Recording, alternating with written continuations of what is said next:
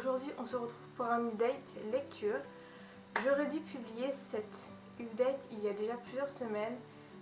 Je l'avais déjà tourné d'ailleurs et au montage je me suis aperçue qu'il manquait la moitié du son et je n'ai pas pu le retourner depuis. Donc le voici avec au moins 3 semaines de retard et j'en suis désolée. Dans cette update, je vais tout d'abord vous parler de mon avis du deuxième tome de Phobos de Victor Dixen dans la collection R de Robert Laffont. D'ailleurs, dans le book haul d'il y a 3 semaines, au lieu de vous présenter Phobos Origins, je vous ai présenté le premier tome de Phobos, mais c'est bien Phobos Origins que j'ai reçu, bien évidemment.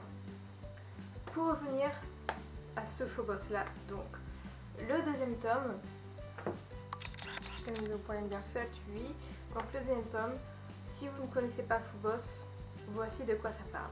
Il s'agit de 6 filles, 6 garçons qui embarquent à bord d'une navette spatiale à destination de Mars. Et pendant le trajet pour Mars, donc, ils vont devoir se conquérir les uns les autres afin de créer la première colonisation humaine sur Mars. C'est une télé-réalité du futur.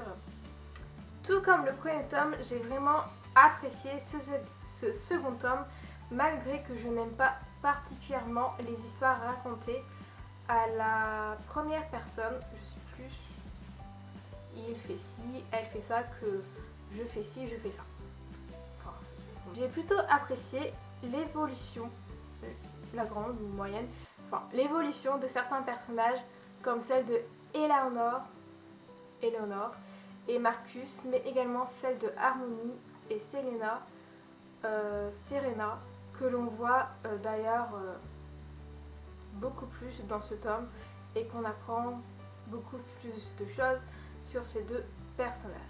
Malgré que je ne suis pas une grande fan, comme je l'ai dit il y a 2-3 secondes, des points de vue en jeu, donc à la première personne, j'aime toujours autant la plume de Victor Dixen, on va pas se mentir, il a une très jolie plume et c'est un auteur français que j'apprécie beaucoup.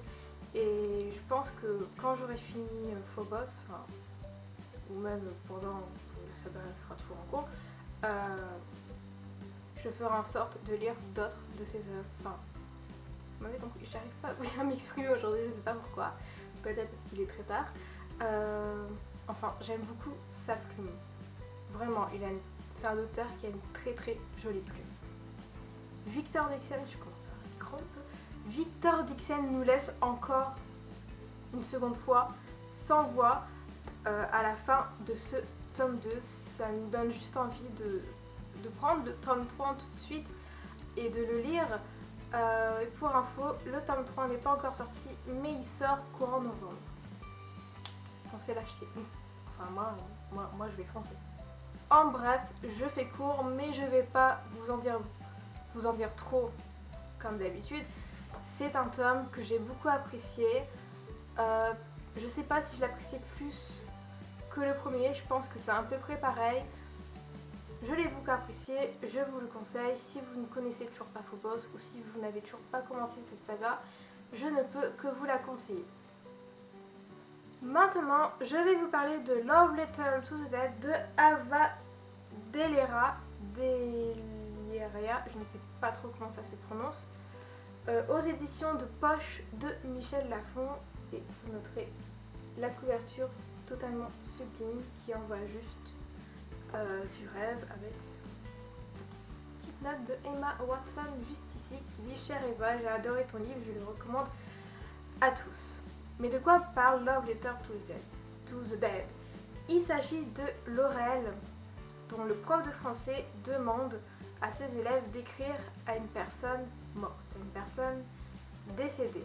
Laurel va choisir Kurt Cobain parce que sa sœur May l'adorait et sa sœur May est morte. Et ce roman tourne un peu à l'alentour de ça. Ce sont des lettres qui s'accumulent à diverses célébrités. Kurt Cobain, Amy Winehouse, Heath Ledger, je sais absolument pas comment ça se prononce, etc. Et au fur et à mesure de ce roman, on découvre pourquoi elle est morte. pour être franche avec vous, ce n'est ni une bonne lecture ni une mauvaise. Je suis assez mitigée encore aujourd'hui, alors que ça fait déjà 2 mois, je pense. On est en novembre, donc quasiment à peu près 2 mois que j'ai lu ce roman. Il a traîné assez longtemps dans ma palle pour la simple raison que je voyais sur internet des avis vraiment négatifs sur ce livre. Je crois comprendre pourquoi il a eu autant de critiques négatives, pourquoi les gens ne l'ont pas apprécié. Après, c'est pas forcément mon avis. Comme je l'ai dit, je ne l'ai pas détesté, je ne l'ai pas aimé non plus. C'est une bonne lecture. Ce que je peux vous conseiller, c'est de ne pas lire ce livre comme un roman, mais le lire un peu comme un journal du style Anne Frank. Sauf que Anne Frank, ça c'est tiré d'une histoire vraie. Enfin, c'est vraiment le journal d'Anne Frank. Là, c'est une histoire fictive, mais je veux dire, elle raconte un peu ses journées, ce qui lui passe par la tête, etc. C'est pas un roman du genre elle fait ci, elle fait ça. Faut plus se lire un peu comme un journal, mais fictif. Et le fait qu'elle écrit pas pour elle-même, mais qu'elle écrit à des personnes décédées. Si vous voulez apprécier un minimum ce livre, je pense qu'il faut le lire comme ça. En tout cas, moi, je l'ai lu comme ça et c'est passé. Alors que si je l'aurais lu comme un roman, je pense que ça serait pas passé. Est-ce que vous voyez où est-ce que je veux en venir? Oui, je pense. J'ai plutôt apprécié le personnage de Laurel. C'est un personnage très complexe, malgré qu'il y a des moments dans le livre où elle m'exaspère au plus haut point, mais je peux pas vraiment lui en vouloir. Elle a vécu des choses vraiment horribles, vraiment compliquées, surtout pour une ado de son âge. Bien entendu, je dis ça, mais sans spoiler, bien sûr. Ce n'est pas un livre très heureux, en fait, il est particulièrement triste, je trouve, et c'est ce qui fait sa beauté, sa force, car c'est quelque chose, c'est un livre qui est plutôt assez réaliste sur des choses qui peuvent, quand on y pense, arriver à n'importe qui. Bref, un livre honnêtement sans plus pour passer le temps, mais ça reste tout de même quelque chose que je conseille. C'est plus une lecture à lire en attendant un rendez-vous chez le médecin, dans le train, dans le bus, quelque chose comme ça, mais je le conseille tout de même, c'est top. Je vais te dire ce que je dis à chaque esclave qui arrive à Black Clyde. La résistance a tenté de pénétrer dans l'école un homme immaculable de foi. Si tu travailles pour elle, si tu contactes ses membres et même si tu y songes, je le saurai et je t'écraserai. Bref, j'ai lu Une braise sous la cendre de Sabaa Tahir aux éditions Pocket Jeunesse. C'est un livre que j'ai vu tourner sur les réseaux sociaux, je voyais ce livre partout. Il a traîné pas mal de temps dans ma palle. Quand j'ai commencé ma lecture, j'ai eu du mal à m'y mettre, mais c'est bon, maintenant je suis dedans. Comme je viens de le dire il y a quelques secondes, c'est un livre où j'ai vraiment eu du mal à me plonger dedans.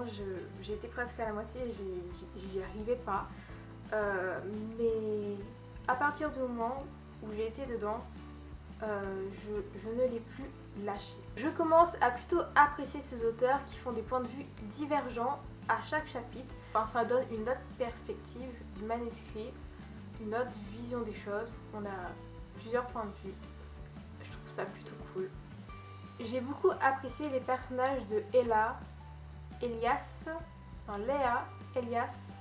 Lise et Hélène. Ce sont vraiment mes coups de cœur. L'univers de ce roman est assez sombre, voire même très sombre.